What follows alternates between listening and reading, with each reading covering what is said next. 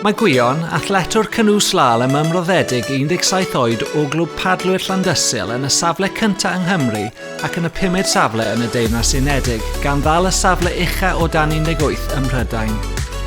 Cystadlodd ym Mhencampwriaethau'r byd gan orffen yn 7fed a Phencampwriaethau Ewrop gan orffen yn 5ed. Ym Mhencampwriaethau Cymru, cipiodd y safle cyntaf yn y categoriau iau, dan 23 a hun, a dewiswyd Gwion ar gyfer tîmoedd iau a dan 23 Prydain Fawr ym Mhencampwriaethau'r byd ac Ewrop. Mae Gwion wir yn ysbrydolaeth. J14 from Llanelli is a dedicated competitor in Jiu-Jitsu and mixed martial arts.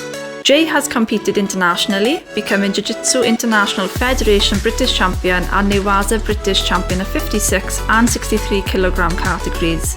He has represented Wales at the International Mixed Martial Arts Federation in Dubai and placed second in the North American Grappling Association competition in London. Jay's commitment and achievements at such a young age make him a rising star in the martial arts world.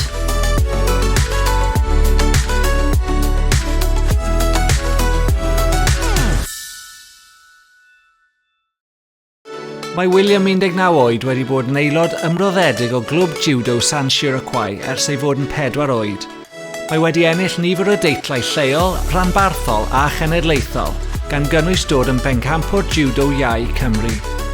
Cystadlodd ym Mhencampwriaeth judo'r gymanwlad eleni, lle enillodd fedal aur yn ei gategori, yn ogystal â fedal efydd yn y categori hun dan 91 kg. Caiff ei adnabod am ei gymhelliant, ei ysbryd cystadleuol, a'i barch tu at ei wrthwynebwyr.